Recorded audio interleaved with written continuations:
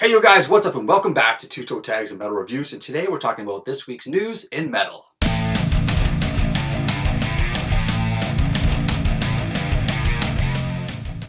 So today we're going to be talking about an unreleased album from 2008 that leaked online, an update on the Banana Man controversy, and if a band took their stage show too far or not. But before we get started, let's talk about today's new releases. Walg dropped their 6th album in 6 years. Titled 6. And Nunslaughter dropped Satanic Chaos Allegiance. So check those out if you Both can. pretty good albums in my opinion. I liked them both. I liked Walg, not so much of Nunslaughter myself, but either way, check them out. And with that, let's get started. What do you want to talk about? Let's talk about the unreleased album from 2008 that leaked online.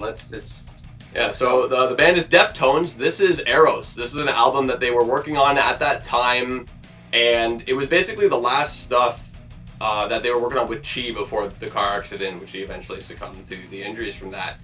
And that leaked online, which, you know, it kind of just really sparked a whole thing of like leaking culture, I guess. Yeah. And even, you know, I'm pretty sure like even Chino is saying, you know, this is kind of like unfinished. Like they don't want to release it. Yeah, and on top of that, if you think about it, like it's kind of like the ghost of their friend in a sense, because they scrapped the whole thing and then they did Diamond Eyes instead, like later. Yeah. So, you know, if you're a creator and that kind of thing leaks, like it's probably really uncomfortable, especially with the charge that it has of being the last work with basically your brother in arms before that accident happened. And I feel like it's weird because there's a lot of people that probably think, oh my god, I finally get to hear this or what this was. Like there's kind of a preservation, and especially for how popular lost media preservation has become in recent years. Yeah. I feel like that's a huge thing for people that want to preserve these kind of mythical things and whatnot, but at the same time, you know, it's unfinished for a reason and unreleased for a reason. It makes me question, how do these leaks even happen? You got people on the inside. There's a lot of people that are involved with the recording process. That's right. Engineers, mixers, and you know everybody in between. You also got relatives or family members that have access to demo tapes and things like this. There's an array of possibilities of how somebody can get their hands on something unreleased, and then all it takes is them to upload it to a website at any point in time, YouTube, wherever. I think it's a little shameful. I wouldn't really like if it was my material. I wouldn't like that. So I think, you know, doing it without the band's consent is, I would consider, frowned upon. Mm-hmm. So I'm not particularly going to go out and look for it or listen to it. I know there's people out there that are searching for it. But there's also the possibility that it's not really Deftones, that it's AI. And I've seen that theory been thrown out there as well, that this isn't even a real leak. Because the last I read about it, the band didn't actually clarify whether this was real or not.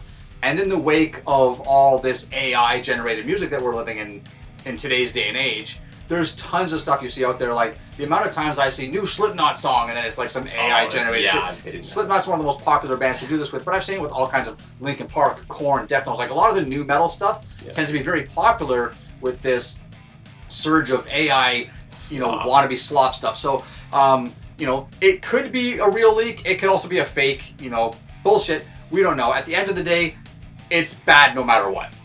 Yeah, I mean, I didn't hear it myself, and I'm pretty sure it has been removed from the like. It got taken down. Yeah, it got taken down, so that kind of leads me to believe that it's legit. Because why wouldn't, if it wasn't real, then why would it get taken down? Fair enough. You know. Anyways, let's talk about the next story. We're going to talk about the Banana Man controversy. So if you guys don't know what Banana Man controversy we're talking about is, back on June 5th in Toronto at a hardcore show, a band called End It decided that they were going to target a member of the audience who was wearing a banana costume. Now, banana costumes are pretty common at shows these days. We see them all the time at metal shows. See them several times at metal shows and hardcore shows and this and that. Not always the same person, but just somebody likes wearing a banana costume. Whoever. Maybe it is the same guy. I don't know.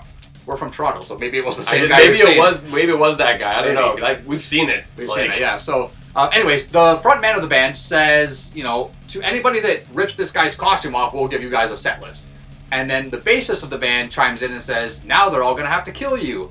Sure enough, the crowd attacks this guy. They rip his costume off, and it stirred up a bunch of controversy because, obviously, the band on stage should not be targeting anybody in the crowd or instructing anybody to target them in the crowd. Very dangerous situation. Could have been way worse than it was. Yeah. So that's what happened. Recently, so right after that, the band was kicked off of the Hatebreed tour because they were scheduled to go on tour with Hatebreed in Europe. They were kicked off that tour. They deleted their Facebook page and completely went dark on the internet until this week, where the frontman comes out and starts kind of trying to defend himself for his actions. And he's kind of I don't know if I'd call it a defense. He was trying to defend himself. He was saying things like, look, I write songs that encourage people to kill themselves. You know, what kind of person do you think I am? Obviously, he's like, we're a hardcore band. We do hardcore things. And he's saying things like, you know, people in my life care about me. I don't need fans' validation. I don't need people's attention. He's just being a total dick. Like, right? that to me is not a defense. That's a I don't fucking care. That's an I don't care. It is. So it's like, okay, fuck you. Yeah, he's like, got a shitty attitude. So he made some comments about the band potentially quitting, and honestly, to be fully honest, I think that's probably for the best, because I don't think that guy really has no business being near a stage. Now, if they got a new vocalist, a new frontman, then maybe the band can continue on. I don't know, that bass player also kind of seemed pretty... You know what? You're right. You know, fuck this band, to be honest. Nuke the band. Because if you think about it, though, from a PR perspective, that band can't exist anymore. Because the only thing that they're going to be known for now is this banana bullshit. Yeah. Like, the only thing they'll be known for is basically, oh, that's the band that targeted that guy in the audience and got people to rip his clothes apart. And I remember the guy from, you know, the banana guy even commented and said, like, hey, man, if the band approached me and wanted to do a bit, then I would have been totally game for that if we kind of talked about it and made it like a thing, right? Yeah. But they didn't do that because this frontman's a fucking dumb piece of shit. And a lot of people even say, like, it's so antithetical of what hardcore really is and stands for and how people look out for each other. This guy doesn't belong in the scene at all. It's we do hardcore things. It's like, that's not how that works. That's not really what the scene's about. Just to add to it too, like, hardcore shows and metal shows are inherently violent. Like, that there's an air of violence that belongs in that culture and belongs at those shows. But it's for the fans and the audience to partake in and amongst themselves. If they don't want to participate, they don't have to. They can step aside. If you want to participate, you get in that pit, you throw your hands, you do your two-step, do whatever you want. But for the band themselves, if the band wants to say, you know, everybody move, or wall of death or whatever, or like, again, you can participate or not participate. But for them to single somebody out completely, that's where the line has to be drawn. Yeah. And the industry, fans, everybody alike, has to put their foot down on this and say, that was wrong, that was not okay. I mean, if it happened to you, you wouldn't like it. Yeah, and if this frontman's a fucking brain dead idiot, so he can't see the fact that, man, maybe I kind of messed up. He's like, no, I don't care. I don't need any of this in my life. I don't give a shit. Then it's like, okay, leave the scene then, because clearly you don't need it and it doesn't need you. All right, what's the next story? That's enough about Banana Man controversy. Enough about that. Let's talk about Iron Maiden and how they banned phone use for a show they did in Paris on the 22nd because it was being filmed. Because they're doing the Run for Your Lives tour right now. Really excited to see them when they come to town. Yeah. That show's gonna be awesome. And you know, the band kind of posted and said it's for like the optimal viewing experience for our fans on release, because they filmed it. They're gonna have a live video and whatnot. And you know, Bruce in the past has kind of expressed his like distaste in phones at shows, and you know, I'm sure some people will probably be all up in arms about, what do you mean you're locking up my phone, blah blah blah. But it makes perfect sense, because if you're doing a live video or a live recording, and this was only general admission, by the way, if you're in the seats, they didn't do it. Yeah. And they did it like with the pouch, like comedy show style, where you put your phone in a pouch and then it's just in your pocket. Yeah. I think they said, like, if there's an emergency, there's an area you can go where you can get it unlocked or whatever. Use your phone if you have to. So it makes perfect sense to me, because think of all the craziest and most awesome live recordings you've seen. And imagine if the whole crowd was a sea of phones. Just visually, that looks stupid. It just distracts from the overall experience. It distracts from the aesthetic. And they're basically making a movie.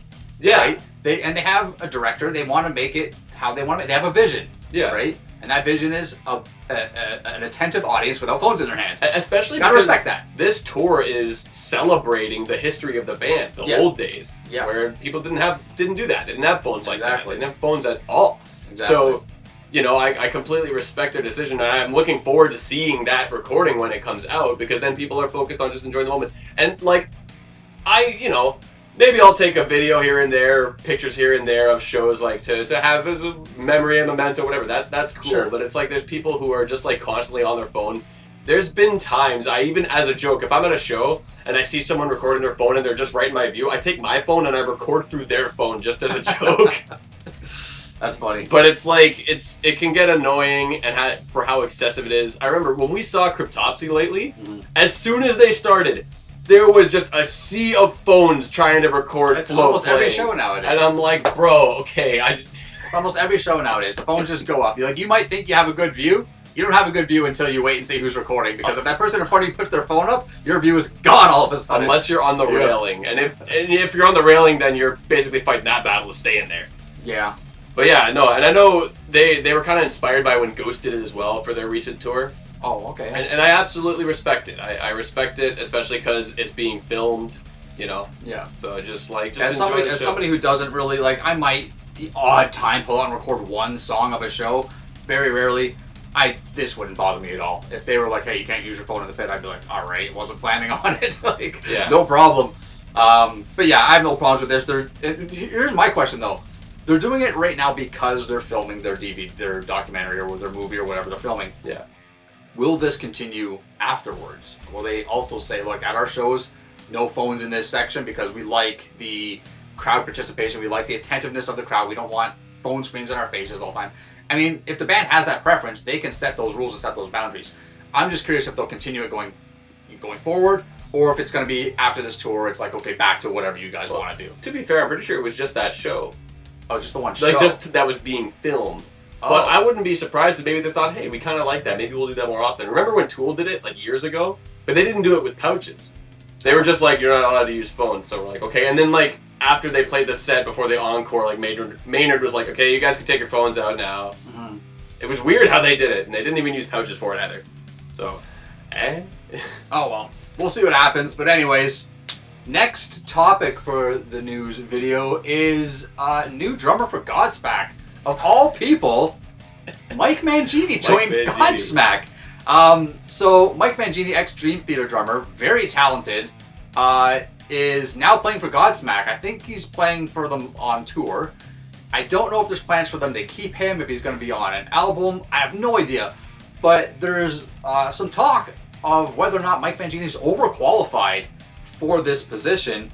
Shannon Larkin, who's the previous drummer for Godsmack, says he doesn't think so. He says Mike Mangini can play the songs. He says Godsmack drumming is not as simple as people think it is.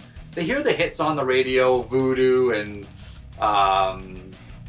whatever, and these types of songs, and those have more simplistic type of drums.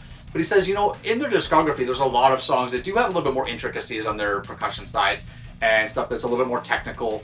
And a guy like Mike Mangini is a perfect fit to go in there and just nail these bits. So I saw actually a live clip of the band playing, and I thought he sounded good. He's not overplaying. He's not trying to add his spin on it. He's playing it true to the actual track. And I think it's fine. I got no problem with it. But as a Dream Theater fan, as a hardcore, heavy Dream Theater fan, what are your thoughts on a guy like Mike Mangini playing in a band like Godsmack?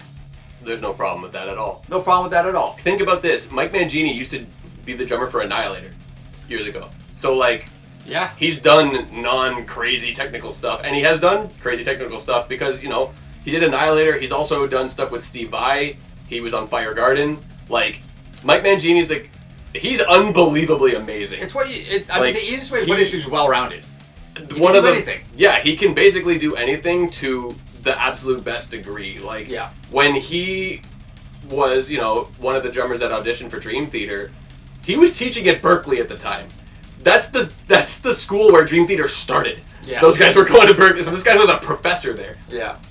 He's incredibly amazing at every aspect of the instrument and how to do it. So it's like, people say, oh, he's overqualified. Why? Because he did all this crazy stuff in Dream Theater?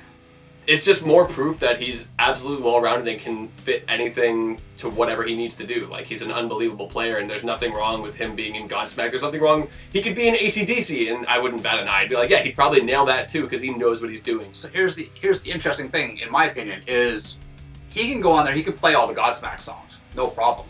What if they write a new album, and they have him record on it? Now, he's got to write all the new drum parts. Now, is he going to be able to write them with that Godsmack frame of mind?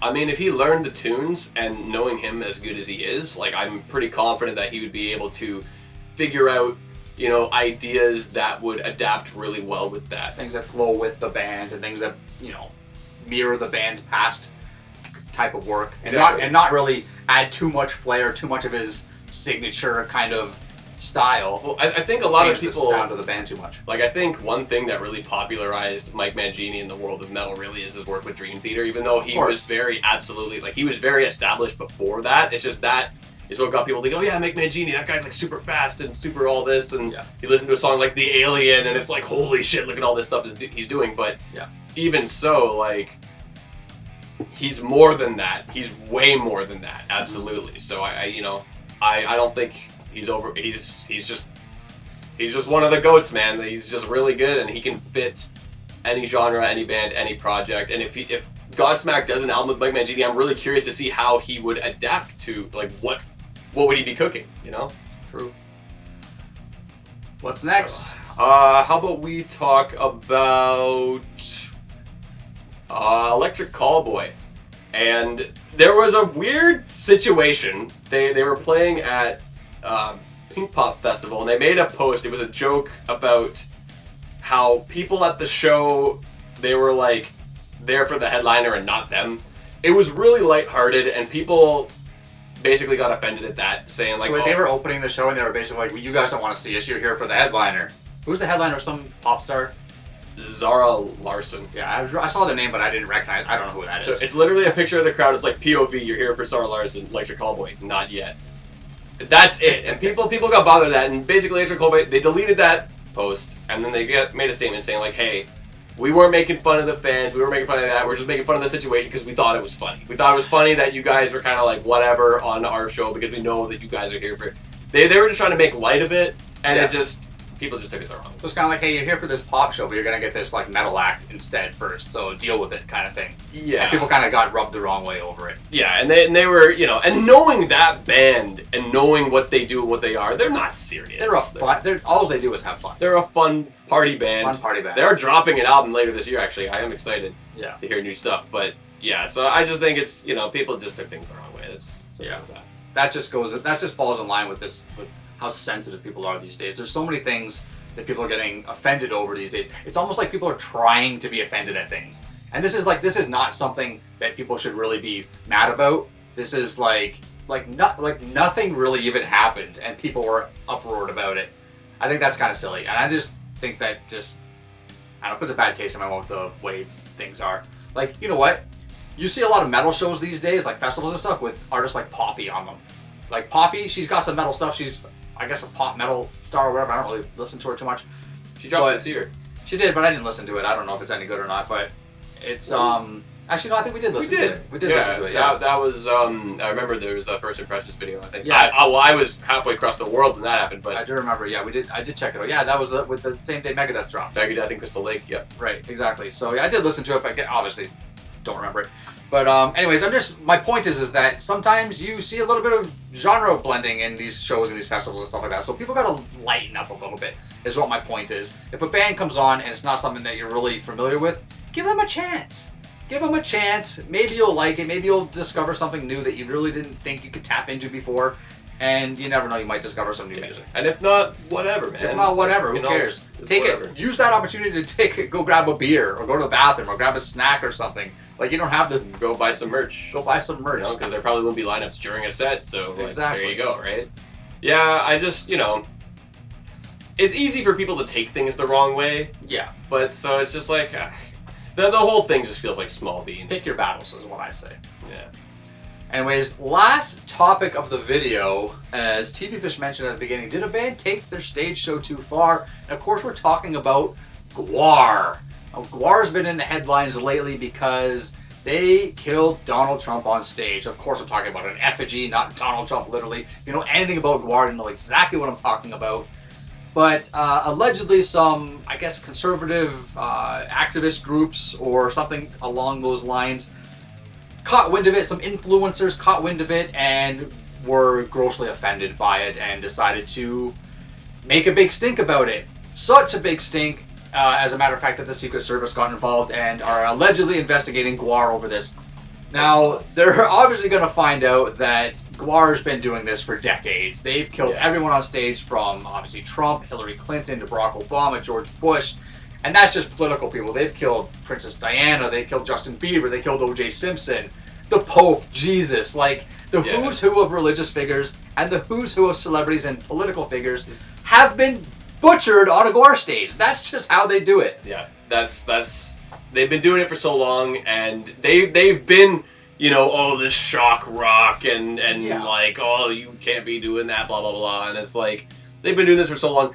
As weird as this sounds, it actually kind of feels nice to see them in headlines for this again because it's been so long. Yeah, this is not the first time they've been hot water over this, but this is the first time Secret Service has been involved. So, as funny as it sounds, I find that hilarious. Knowing Gwar, it's like. I find it hilarious too, but it does beg the question, are they going too far with this, considering the current political climate, especially in the US? A lot of people don't like Trump. There's been a few assassination attempts on his life. You know, is it in bad taste to do it to a current sitting president? Not that they cared when former presidents were in office, because they did it back to Obama and stuff like that back then. So, personally, I don't care. I don't think there's a problem with it. It's clearly done in jest. It's clearly, like, it's so hokey looking. It's so goofy. Like, it's so goofy. Not only is it goofy, hokey, it's just this dumb stage show, and it's like, you know, it's like, oh, you can't do that, and it's like, who cares? Yeah. You know what I mean? It's not like they're very explicitly kind of like telling an audience, like, they're not rallying to do it. They're just like, this is part of our stage show. We're aliens that come from another planet, and we're here to, you know, whatever, do all this. There's a whole lore behind it and everything like that. Yeah, and they'll go kill all these politicians, these celebrities, all that, and it's like they don't target specifically any kind of brand or side or anything. It's like they just everybody. Yeah. If you're a religious figure, a politician, a celebrity, does not matter though. Nobody's safe. It's kind of like South Park. Yeah, they make fun of everybody. Nobody's safe. Exactly, and I think sides. You know, so then it's just like they're not really taking things too far. They've been doing it for so long. It's been the same stuff, and it's just, you know, it's just entertainment. Yeah. And you know, I'd love to see Choir again when they come around and kill whoever else. I mean, it'll keep going. I mean, I'm surprised they haven't, like, actually, maybe they have. I'm not sure. Have they killed Taylor Swift yet? I'd be surprised if they haven't. I'm pretty sure they did last time we saw them. Did they? I want to say they did. Huh.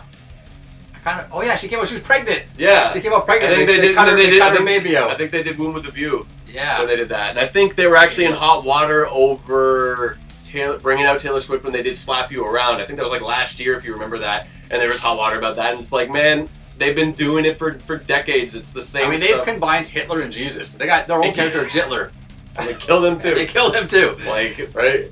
They got the Pope. I think I mentioned the Pope already, but yeah. I mean, we think it's all in good fun, but honestly, I want to hear from people. I want to hear from you guys, and do you think it's going too far? Like, I mean, some people are. I can see how it could be offensive. I really do, but I think, as we mentioned, it's just too much of a gag. It's like a whoopee cushion. Like, it's so silly. Yeah, that it's really, like, it's hard to really be offended at it. But I get it. I think there's people out there that really do kind of take it seriously. And next time there might, if there is another attempt on the president's life, they might say, well, it was influenced by these, you know, scumdog aliens who, you know, showed depictions of this gruesome death or whatever. And that's what they always do. They've been doing that forever. Something happens and they blame the media, they blame the music, they blame the video game, they blame the this, they blame the that, but they don't blame the people who actually commit these crimes. Yeah, or in, I would say, wise words of Marilyn Manson, where were parents? Where were the parents at? Stop blaming the artist, stop blaming the music. Anyways, guys, that's it for this video. This was our first time doing a news video. This is a new thing we're starting on the channel. We're going to be doing it every week. Every Friday, we're going to be dropping news in metal. So things might have been a little rusty today, but we're just getting started, so we got to kind of get in the flow of things and see how this goes. But I think this was fun. I had a lot of fun talking about the news and reading about the news all week, and then now sharing it with people. And you guys got to let us know all of your thoughts about all the stories we talked about. And be sure to check. We're going to link all the articles down in the description below if you guys want to see and read in more detail about all these news bits. But that's it from us for now. So be sure to like the video if you liked it. Subscribe if you guys are new to the channel. I'm Vile Self. I'm TV Fish. I'll see you guys in the next one.